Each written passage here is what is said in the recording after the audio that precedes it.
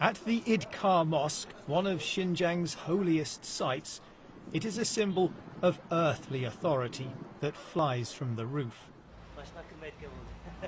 But the access we're being given is designed to show that any concern about China's tightening control of religious faith is misplaced. With the government-approved imam denying, for example, that long beards are now banned in Xinjiang.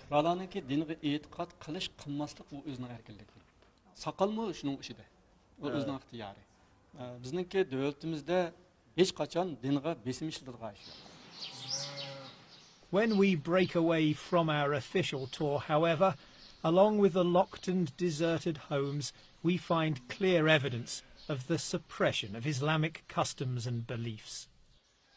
So here it is in black and white, a notice telling people living in this village that certain religious practices are banned.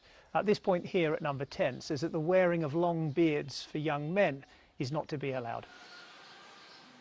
Close by, we find one of Xinjiang's many re-education camps into which hundreds of thousands of Uyghurs, Kazakhs and other Muslim minorities have disappeared.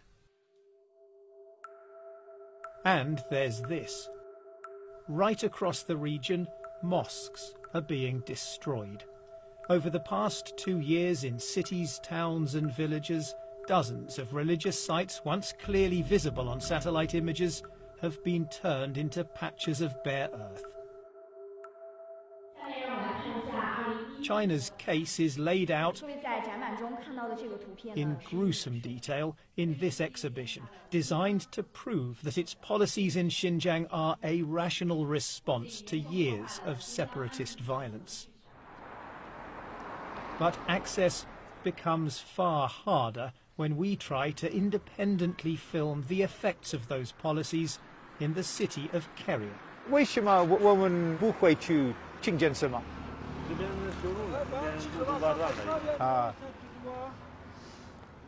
So I asked if we can get to the mosque. He says that the road is closed. We think it's only just been closed moments before our arrival. We've seen a number of other people on motorbikes, scooters, some cars as well, stopping and asking why they can't get through.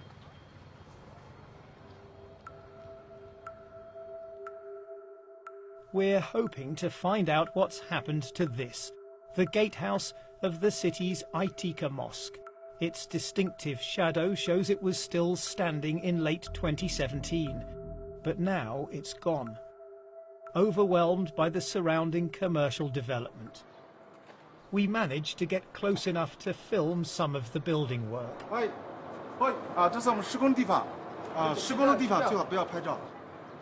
Marooned in the middle, the mosque's prayer hall with its domed towers is still intact. But there's construction machinery on the spot where the gatehouse once stood. Nearby, traditional Uyghur neighbourhoods are being demolished too. The old homes are visible in this image from 2 years ago. Whole swathes have disappeared just a few months later. This patch of land encapsulates perfectly the two driving forces of modern China: political stability and economic development. There's no doubting that these neighbourhoods were poor, but by demolishing them, by repressing the faith of those who lived in them, and by forcing hundreds of thousands of them into re-education, the concern is that a whole history and culture are being wiped out. In 2015, we filmed the crowds, young and old, turning up to pray at the Idkar Mosque. Beards were easy to spot. 4 years on, the faces are clean-shaven. And this is the scene just before prayer time. Inside, a few elderly men gather in silence. Isn't the truth that what we've just seen is proof that China has suffocated Islam in this region? ilgari haqiqatan ko'pdi.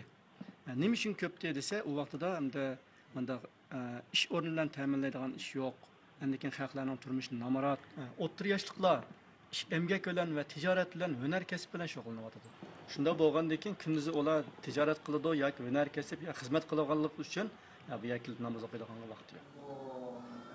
Until recently, this place was the vibrant heart of a deeply devout society.